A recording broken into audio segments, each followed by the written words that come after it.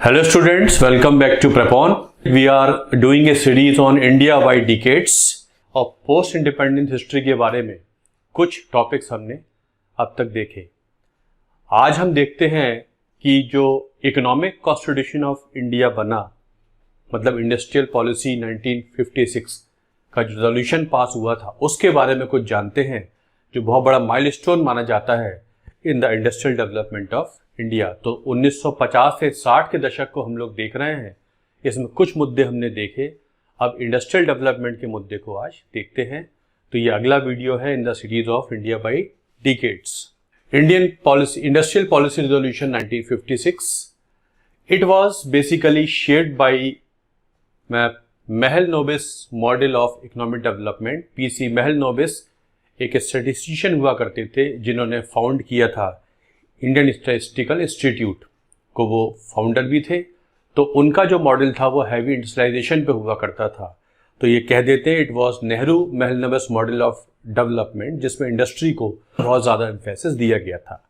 Independence जब भारत की हुई थी तब जो अंग्रेजी सरकार होती थी वो बहुत ज़्यादा इंडस्ट्रियल डेवलपमेंट के लिए नहीं गई थी। प्राइवेट सेक्टर का रोल ज़्यादा हुआ करता था।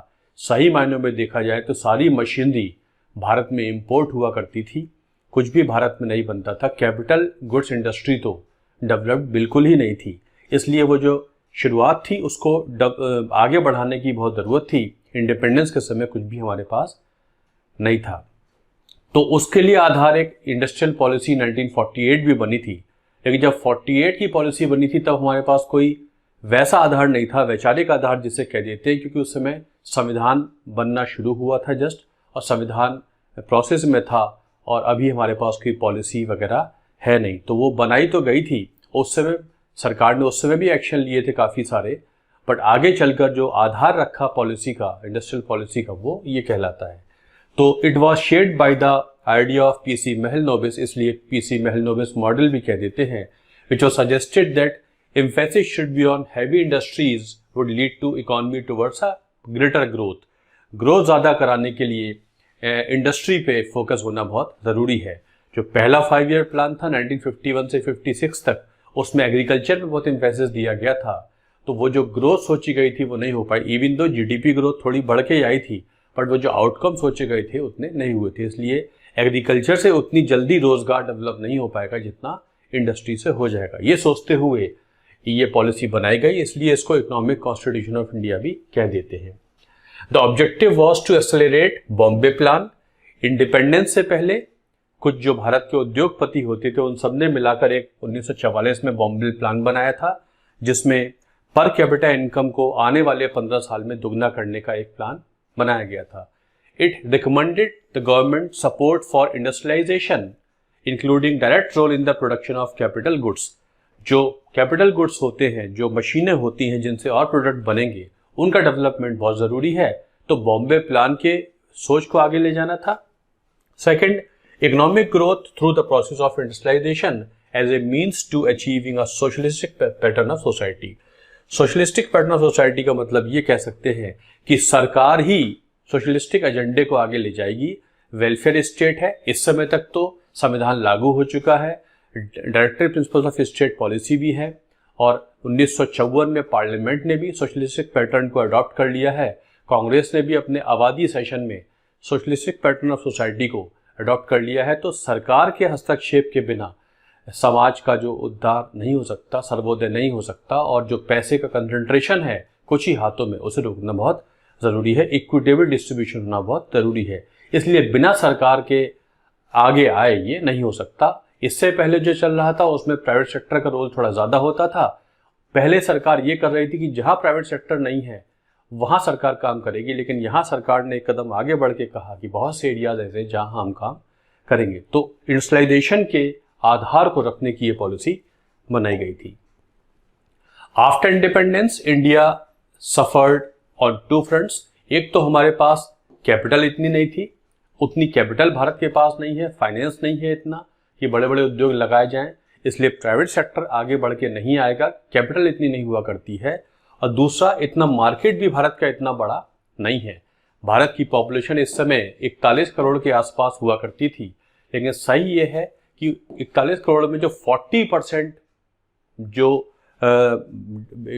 कंजम्पशन पैटर्न था वो नॉन मोनेटाइज्ड इकोनॉमी में था, मतलब गुड्स में आपस में आदान प्रदान हो जाता है, वो जो कंजम्पशन पैटर्न है वो मॉनेटरी टर्म्स में कन्वर्ट नहीं होता है। इसका मतलब जो सेविंग्स थी वो मॉनेटरी टर्म्स में आगे निकल के नहीं आ पाती हैं। तो एक तो डिमांड बहुत बड़ी, मार्केट इतना बड़ा कैटर करने के लिए नहीं था क्योंकि मॉनेटरी 40% मार्केट ही जो उसमें आया था, बाकी सब कंजम्पशन पैटर्न गुड्स के थ्रू हुआ करता था या नॉन मॉनेटरी ट्रांजैक्शन में हुआ करता था।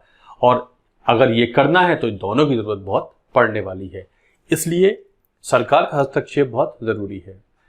Indian policy framework was based on the following criteria. पहले मैंने आपको बताया, पहला 5 year plan was focused on agriculture and improving food grain production, इस पे हुआ था। अब फोकस चेंज हुआ है। नाउ अब पॉलिसी ये बनने जा रही है, the state would have complete control of those industries that were vital for the economy.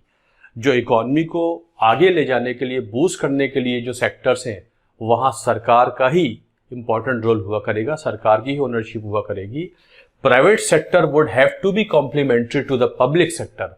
Private sector का रोल वहां होगा जहां वो पब्लिक सेक्टर को सपोर्ट करने के लिए आगे आएगी, उसका रोल होगा। ज्यादातर जो ग्रोथ ओरिएंटेड सेक्टर्स हैं, जो इकोनॉमी को बूस्ट कर सकते हैं, एक्सेलरेट कर सकते हैं, उसके लिए गवर्नमेंट को ही दायित्व लेना पड़ेगा, आगे बढ़ के आना पड़ेगा। इससे पहले 1951 में एक कानून पास हो चुका था जिससे लाइसेंसिंग सिस्टम शुरू हो गया है, मतलब बिना लाइसेंस के इंडस्ट्री नहीं खोली जा सकती है, सरकार अनुमति देगी वहीं इंडस्ट्री खोली जा सकती है। मतलब लाइसेंस परमिट राज की जो शुरुआत है वो industrial development department and regulation act of ये 1951 में हो चुका था। अब लाइसेंसेस से क्या होता है? लाइसेंस से ये होगा, एक तो जहां जहां ग्रोथ नहीं है, इम्बैलेंस है डेवलपमेंट का, वहां पे लाइसेंस दिया जाएगा ताकि जो इम्बैलेंसेस हैं ग्रोथ में वो हो जाएंगे। जो रीजनल इम्बैलेंसेस हैं, महाराष्ट्र गुजरात तो बहुत डेवलप्ड है, लेकिन बिहार उड़ीसा या यूपी का कुछ एरिया है और डेवलपमेंट नहीं है, तो लाइसेंसेस इस तरीके से बांटे जाएंगे कि जहां इंडस्ट्रियल डेवलपमेंट नहीं है वहां पर लोग आगे बढ़कर आए हैं, ग्रोथ करें। एक तो ये रीजनल इम्बैलेंस को खत्म करेगी, दूसरा ये है कि जो सोशलिस्टिक पैटर्न ऑफ सोसाइटी है इसके हिसाब से काम होगा, जो काम होगा वो नीड बेस्ड होगा, उसी हिसाब से लाइसेंस दिया जाएगा। जो नीड पूरी हो रही हो, लग्जरी गुड्स की बात नहीं हो रही है, पहले जो नीड सोसाइटी के हैं उनको डेवलप करने के लिए लाइसेंस वगैरह दिया जाएगा। इस दो मुद्दों पर बात होनी शुरू होती है इसमें। अब ये जो रेजोल्यूशन पास होता है, ये जो पास हो जाता है, इसमें इंडस्ट्रीज को 3 कैटेगरीज में डिवाइड किया गया है और यही रेजोल्यूशन सेकेंड 5 ईयर प्लान का आधार बन जाता है जो 1956 से 1961 तक चला था। अब जितनी भी इंडस्ट्रीज हैं इनको 3 कैटेगरी में बांटा गया है। कैटेगरी ए इंडस्ट्रीज, मतलब शेड्यूल्ड ए इंडस्ट्रीज, वो होंगी जो एक्सक्लूसिवली सेंट्रल गवर्नमेंट के कंट्रोल में होंगी, इसमें गवर्नमेंट ही काम करेगी, इसमें प्राइवेट सेक्टर काम नहीं कर सकता। जैसे कोल है, लिग्नाइट है, माइनिंग है, की मिनरल्स वगैरह है, रेलवेज है, एयर ट्रांसपोर्ट है, एयरक्राफ्ट एंड शिप बिल्डिंग है, टेलीफोन्स है, टेलीग्राफ्स है, wireless except radio sets, electricity generation, मतलब जितने कोर सेक्टर होते हैं या एक्सक्लूसिव कंट्रोल गवर्नमेंट का हुआ करेगा। शेड्यूल्ड ए में 17 इंडस्ट्रीज हैं, 17 इंडस्ट्रीज में सिर्फ गवर्नमेंट काम करेगी, ये बता दिया गया। Second category scheduled B industries है, ये वो है जहां private sector could supplement the efforts of the government sector. यहाँ पर प्राइवेट सेक्टर को अनुमति दी जा सकती है, लेकिन वो वही काम करेंगे जिससे गवर्नमेंट सेक्टर को सप्लीमेंट करने के लिए वो चाहे तो यहाँ पर हस्तक्षेप कर सकते हैं। जैसे कि फेरो एलॉयज है, स्टील टूल्स हैं, raw material needed for manufacturing of drugs है, प्लास्टिक्स है, एसेंशियल ड्रग्स हैं।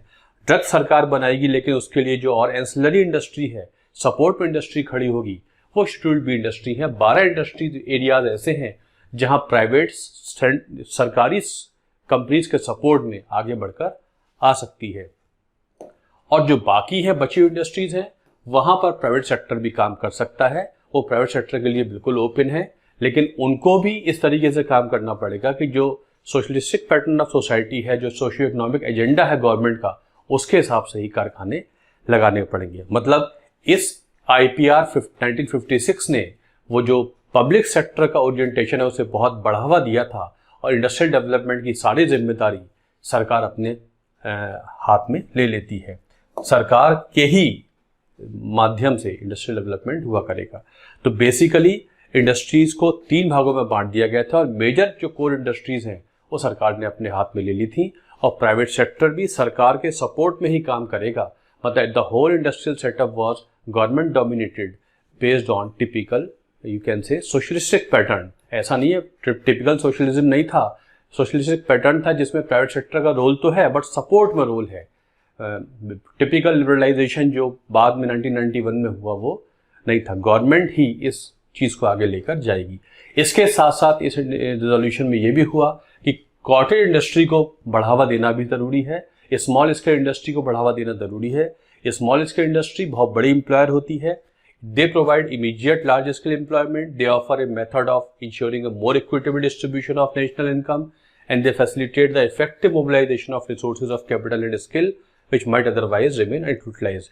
तो ये छोटे जो उद्योग हुआ करते हैं, यहाँ पर नेशनल इनकम का डिस्ट्रीब्यूशन ज़्यादा हो सकता है, एम्प्लॉयमेंट जनरेशन ज़्यादा हो सकता है, क्विक रिजल्ट आता है, बड़े स्तर पर डेवलपमेंट हो सकता है। तो कॉटेज और विलेज इंडस्ट्री मतलब स्मॉल स्केल इंडस्ट्री को भी यहाँ पर तरजीह दी गई है 1956 के रिजोल्यूशन में। साथ साथ जो लोगों को इंसेंटिव दिए जाएंगे, lack of technical and financial assistance of suitable working accommodation and inadequacy of facilities for repair and maintenance are among the serious handicaps of small scale industries। जो छोटे उद्योगपति होते हैं उनको जो हैंडीकैप्स हैं उनको सपोर्ट किया जाएगा, चाहे वो रिपेयर हो या मेंटेनेंस हो या टूल्स वगैरह हो, वो सपोर्ट किया जाएगा। Extension of rural electrification and availability of power at prices which are with the workers could afford, और सस्ते दरों पर बिजली वगैरह, इंसेंटिव्स वगैरह दिए जाएंगे, सब्सिडी वगैरह दी जाएगी ताकि लोग आगे बढ़कर आएँ और छोटे छोटे उद्योगों में को लगाने की कोशिश करें। साथ साथ ये देखा गया कि जब भारत आज़ाद हुआ है तो भारत के पास ना तो बड़ी मशीनरी है, ना ही नॉलेज है, ना ही पैसा है। तो वो जो स्किल है, अनस्किल्ड लेबर ज़्यादा है, भारत के पास लेबर ज़्यादा हुआ करती है, स्किल्ड लेबर नहीं हुआ करती है। तो स्किल डेवलपमेंट के लिए बड़े स्तर पे काम होता है। Resources of technical and managerial personnel, इस पे भी फोकस दिया गया इस रेजोल्यूशन में। To meet rapidly growing needs for the expansion of public sector and for the development of village and small scale industries, proper managerial and technical cadres in the public services were to be established। वो सारी IITIs हो या IITs हो या IIMs वगैरह हो, उनको develop करने के लिए भी काम होगा ताकि हमारे पास स्किल्ड मैनेजर्स, सुपरवाइजर्स और वर्कर्स भी हों। जो स्किल का गैप हमारे देश में था वो भी खत्म हो। Steps were to be taken to meet shortages at supervisory level, to organize apprenticeship schemes of training on large scale both in public and private enterprises, and to extend training facilities in business management in universities and other institutions। हो जो मैंने आपको बताया, चाहे technical skill हो, managerial skill हो, supervisory हो, और चाहे वो टेक्नीशियंस लेवल पे हो, इसके लिए काम करना बहुत ज़रूरी है। स्किल की भारत में बहुत कमी थी जब हम आज़ाद हुए थे। इनिशिएटिव एंटरप्राइज भी नहीं हुआ करता था। तो this was the industrial policy resolution 1956, जो मैंने आपको बहुत शॉर्ट में बताया। एक छोटा सा ओरिएंटेशन भर दिया है ताकि कभी आप पढ़ें और ये संदर्भ में आ जाए तो आप जान जाएं कि बेसिकली ये कहा क्या था, औद्योगिकरण कैसे शुरू हुआ और क्या एम्फेसिस था सेकंड 5 ईयर प्लान में। जो सेकंड 5 ईयर प्लान था पूरा का पूरा इंडस्ट्रियल पॉलिसी रेजोल्यूशन 1956 पे आधारित हुआ करता है। इसीलिए इसको इकोनॉमिक कॉन्स्टिट्यूशन ऑफ इंडिया भी कह देते हैं, जिसमें पब्लिक सेक्टर पर भरपूर जोर दिया गया था। और इसी दशक में आप देखेंगे कि बहुत बड़े स्तर पर नेशनलाइजेशन हो जाता है। स्टेट बैंक को नेशनलाइज कर देते हैं, जो बैंक को इम्पीरियल बैंक होता है उसे SBI बना देते हैं। LIC का नेशनलाइजेशन हो जाता है, IITs खुलनी शुरू हो जाती हैं। ये सब उसी दिशा में काम था ताकि उद्योग के तौर पे, इंडस्ट्रियल डेवलपमेंट के तौर पे भारत को डेवलप किया जा सके। चाहे वो वेस्टर्न वर्ल्ड हो या जापान हो, उनका जो सही तरक्की हुई थी उसकी सबसे बड़ी वजह इंडस्ट्रियल डेवलपमेंट ही हुआ करती थी। तो वो उस पर एम्फेसिस दिया गया था IPR 1956 में। चलिए, this was another important topic of the decade 1950 to 1960। एक छोटा सा ओरिएंटेशन मैंने आपको देने की कोशिश की है। ये पूरा एक्सप्लेनेशन नहीं है बट एक छोटा सा ओरिएंटेशन है ताकि आपको थोड़ा सा आइडिया हो जाए कि क्या क्या 1950 के दशक में हो रहा था। ये कड़ियाँ जुड़ती चली जाएंगी तो हम वहाँ तक पहुँच जाएंगे जहाँ पर आज हम हुआ करते हैं। Thanks a lot for watching this video. Thank you.